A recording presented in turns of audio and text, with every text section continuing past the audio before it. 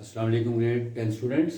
आज हमारा फिजिक्स का यूनिट नंबर 14 का ही आखिरी लेक्चर है, जिस लेक्चर में लेक्चर नंबर 4, क्योंकि पहले 3 लेक्चर्स मैंने बना दिए हैं।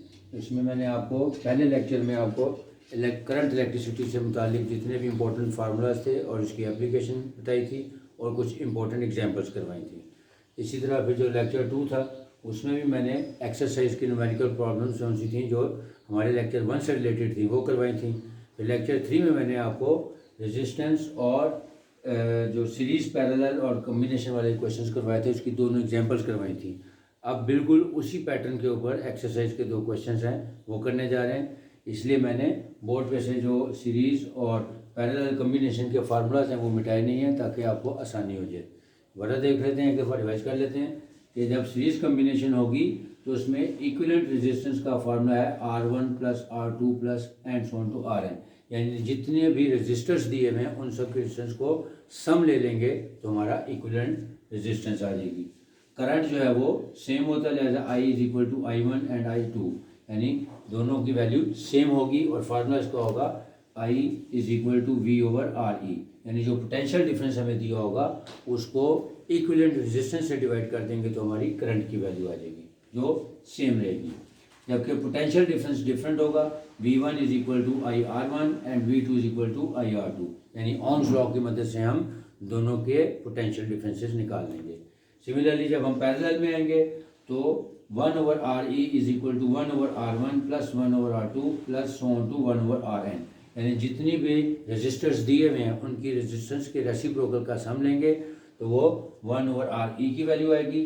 फिर उसका दोबारा रेसिप्रोकल ले लेंगे तो RE की वैल्यू आ जाएगी और पोटेंशियल डिफरेंस हमारा सेम होगा, V1 is equal to V2 is equal to V, जबकि करंट जो है वो डिफरेंट हम निकाल सकते हैं, यानी I1 is equal to V over R1 and I2 is equal to V over R2। अब हम एक्सरसाइज के जो न्यूमेरिकल प्रॉब्लम्स हैं, प्रॉब्लम नंबर 14.5 एंड 14.6 को करते हैं। Question number 14.5 page number 116, series combination, यानी बताया हुआ क्वेश्चन में कि सीरीज कम्बिनेशन है और उसमें 2 रेजिस्टेंस दी हुई है या 2 रेजिस्टर्स दिए हुए हैं और पहले की वैल्यू दी है R1 is equal to 2 kilo ohm, यानी 2 times 10 raise to the power 3 ohm. फिर R2 है वो है 8 किलो ओम, यानी 8 times 10 raise to the power 3 ohm. मैंने अपने पिछले लेक्चर में भी आपको बताया था कि जब कभी आपको वैल्यूज R1 R2 की किलोज में या मेगाज में दी हुई है तो आपने उसकी वैल्यू को साइंटिफिक नोटेशन में या 10 रेज़ टू द पावर 3 या 4 की फॉर्म में लिखना है। इसी तरह और इसको आप 2000 भी लिख सकते हैं, लेकिन आपने इसको साइंटिफिक नोटेशन में लिखना है क्योंकि जब हम इससे करंट कैलकुलेट करेंगे तो वहाँ पे ये हमारे काम आएगा मिली में कन्वर्ट करने के लिए। पोटेंशियल डिफरेंस दिया हुआ है 10 वोल्ट, यानी जो बैटरी दी है जिसके साथ ये कनेक्टेड है वो 10 वोल्ट की है। टू फाइंड क्या करना है हमने, इक्विवेलेंट रेजिस्टेंस यानी RE, फिर करंट, फिर V1 और V2, यानी 2 डिफरेंट पोटेंशियल डिफरेंसेस भी फाइंड करनी है। अब आपके सामने फार्मूलाज हैं, बहुत आसान है। आपने अगर पिछला लेक्चर देखा होगा तो ये आपको इंतहाई आसान लगेगा। RE is equal to R1 plus R2, यानी 2 times 10 raise to the power 3 ohm plus 8 times 10 raise to the power 3 ohm, क्योंकि ये 2 किलो ओम था और ये 8 किलो ओम था, लिहाजा 10 किलो ओम आंसर आ गया या 10 रेज़ टू द पावर 4 ओम आ गई वैल्यू। यहाँ पे हम इसको 10 किलो ओम भी लिख सकते थे, लेकिन मैंने कहा क्योंकि ये वैल्यू हमने आगे करंट में यूज़ करनी है लिहाजा इसको आपने साइंटिफिक नोटेशन में लिखना है। Now using Ohm's law, V is equal to IRE, यानी जो हमारी इक्विवेलेंट रेजिस्टेंस की वैल्यू आई है उसका करंट के साथ प्रोडक्ट ले लेंगे तो पोटेंशियल डिफरेंस बन जाती है, लेकिन हमने क्योंकि करंट निकालना है so I is equal to V over RE। अब वैल्यूज पुट कर देते हैं। जो V दिया हुआ है, यानी यहाँ पे 10 वोल्ट की बैटरी दी हुई थी तो 10 divided by 10 raise to the power 4 का मतलब हो गया 10,000, यानी 10 जीरो एक जीरो कैंसिल हो गया और आंसर आ गया 1 over 10 raise to the power 3। अब इसको क्योंकि करंट है, करंट मैंने कहा आपने हमेशा मिली एम्पेयर में निकालना है, लिहाजा 10 रेज़ टू द पावर 3 जो नीचे था इसको ऊपर लेके गई हो गया 10 raise to the power -3 and 10 raise to the power -3 is equal to milli, so 1 milli ampere answer आ गया हमारा। अब यही I की वैल्यू है जो I1 और I2 में भी यूज हो सकती है। अगेन अब हमने फाइंड करना है V1 और V2, क्योंकि इसमें I की वैल्यू सेम थी लिहाजा वो चेंज नहीं होगी।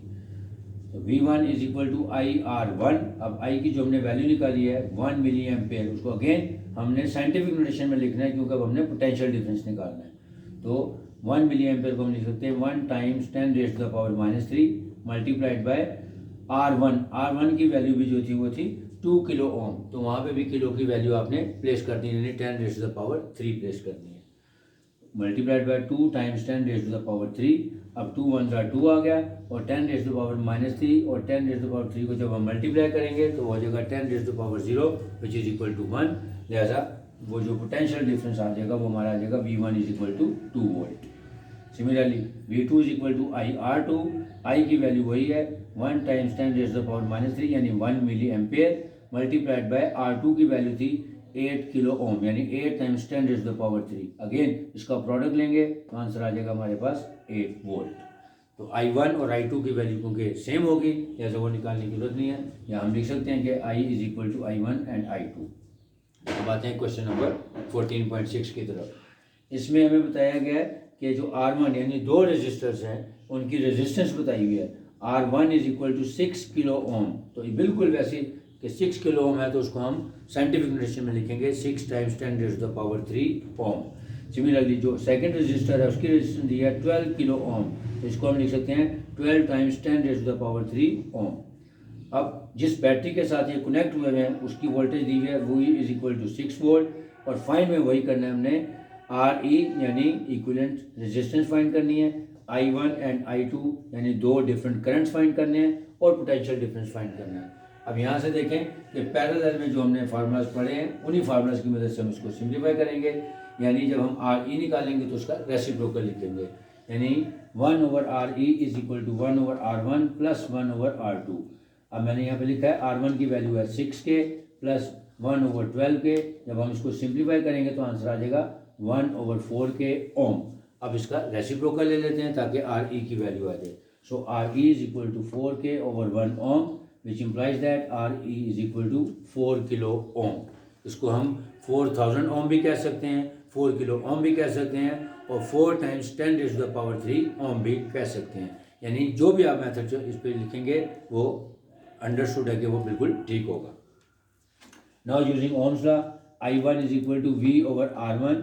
V की वैल्यू है 6 डिवाइडेड बाय R1 था 6 किलो ओम, यानी 6 times 10 raise to the power 3। दोबारा बता रहा हूँ क्योंकि जब हमने किसी दूसरी वैल्यू को फाइंड करना है तो उसकी जो पावर किलो में है या मेगा में है या अगर कोई प्रीफिक्स है तो आपने उसकी वैल्यू को प्लेस करके उसको सिंप्लीफाई करना है। अब वैल्यू पुट कर दीजिए। अब इसको सिंप्लीफाई कर लेते हैं। 6 1 6 यानी 6 की कैंसिल हो गई, 6 1 6 6 1 6। आंसर आ गया हमारा 1/10 रेज़ टू द पावर 3। अब उसको 10 रेज़ टू द पावर 3 को ऊपर शिफ्ट करें और तो वो हो जाएगा 1 times 10 raise to the power -3 ampere which is equal to 1 milli ampere. अब I2 के लिए निकालते हैं। I2 is equal to V/R2 यानी 6/12 times 10 raise to the power 3। 6 1 6 6 2 12। तो 1/2 का मतलब होगा 0.5 multiplied by 10 raise to the power -3, क्योंकि नीचे है जब ऊपर जाएगा तो उसका जब हम रेसिप्रोकल लेंगे तो इसकी पावर का साइन चेंज हो जाता है, तो which is equal to 0.5 milli ampere. अब हमने निकालना है पोटेंशियल डिफरेंस। जैसे जो इसका क्वेश्चन नंबर 16.5 था 14.5 था उसमें I की वैल्यू सेम थी, यानी I is equal to I1 और I2 था। यहाँ पे V वैल्यू यानी जो पोटेंशियल डिफरेंस है वो सेम होता है, लिखेंगे V1 is equal to V2 is equal to V and that is equal to 6 volt. Revise कर लेते हैं कि ये जो आज मैंने दो सिलेक्शन की थी क्वेश्चंस की 14.5 और 14.6 बिल्कुल डिटो क्वेश्चन थे जैसे दो मैंने एग्जांपल्स अपने प्रीवियस लेक्चर में, यानी जो लेक्चर नंबर 3 था हमारा यूनिट नंबर 14 का, सेम कॉन्सेप्ट थे, सेम फार्मूलाज थे, सिर्फ वैल्यूज़ डिफरेंट थी। तो उसी एतबार से अगर आपने जो पिछला लेक्चर मेरा देखा होगा, अगर आपको वहाँ से कॉन्सेप्ट आपका क्लियर था तो ये आपको क्वेश्चन बहुत आसान लगेंगे, क्योंकि इसीलिए मैंने बोर्ड पे से जो फार्मूलाज लिखे थे वो मिटाए भी नहीं, उनको इरेज भी नहीं किया। इन फार्मूलाज की मदद से हमने इसमें वैल्यूज प्लेस करनी है और इसको सिंप्लीफाई करना है। जो क्वेश्चन नंबर 14.5 था उसमें दो रेजिस्टेंस दी हुई थी R1 और R2। इसी तरह क्योंकि वो वैल्यूज किलोज में थी लिहाजा उसको जब हमने इस्तेमाल करना है तो उसको हमने साइंटिफिक नोटेशन में करके करना है ताकि सवाल आसानी से हो जाए। तो इसीलिए ये लिखा कि R1 R2 की वैल्यूज है उनको प्रीफिक्सेस में और प्रीफिक्सेस की जगह उसको 10 रेज़ टू द पावर में कन्वर्ट किया और उसके बाद हमने देखा कि कितनी आसानी से फार्मूले लगा के आसानी से हो जाएगा, यानी R is equal to R1 plus R2 हो जाएगा। फिर ओम्स लॉ यूज़ करके हम पहले करंट की वैल्यू निकाल लेंगे, फिर ओम्स लॉ की मदद से हम V1 और V2 की वैल्यू निकाल लेंगे। क्वेश्चन नंबर 14.6 में क्योंकि वो पैरेलल में थे तो इसलिए फार्मूला चेंज हो जाएंगे। इसमें था R1 की वैल्यू थी 6 किलो ओम, लिहाजा इसको भी साइंटिफिक नोटेशन में लिख लिया। R2 था 12 किलो ओम, इसको भी साइंटिफिक नोटेशन में लिख लिया। फिर हमने देखा पोटेंशियल डिफरेंस दिया हुआ था 6 वोल्ट, और फिर बाकी वो सारी वेरिएबल्स थी, यानी दो करंट की वैल्यूज फाइंड करनी थी, एक पोटेंशियल डिफरेंस फाइंड करना था और एक RE यानी इक्विवेलेंट रेजिस्टेंस फाइंड करनी थी। फार्मूलाज में वैल्यू प्लेस की, पहले हमने RE की वैल्यू निकाल ली, फिर उसके बाद ओम्स लॉ को यूज़ करते हुए I1 और I2 की वैल्यू निकाल ली, जबकि V1 V2 is equal to V है, क्योंकि ये आपको कॉन्सेप्ट बताया था कि जो पैरेलल है, पैरेलल में पोटेंशियल डिफरेंस सेम होता है, जबकि जो करंट है वो डिफरेंट होता है। Whereas in series combination जो करंट है वो सेम होता है और जो पोटेंशियल डिफरेंस है वो डिफरेंट होता है। अगर आप ये कॉन्सेप्ट को अच्छे तरीके से समझ जाएंगे तो इंशाअल्लाह अज़ीज़ आपको ये क्वेश्चंस बहुत आसानी से और बहुत अच्छे तरीके से समझ आ गए होंगे। अब इंशाअल्लाह जो हमारा नेक्स्ट लेक्चर होगा वो नया जो चैप्टर होगा इसके बाद उसका स्टार्ट करेंगे। Hope you will understand.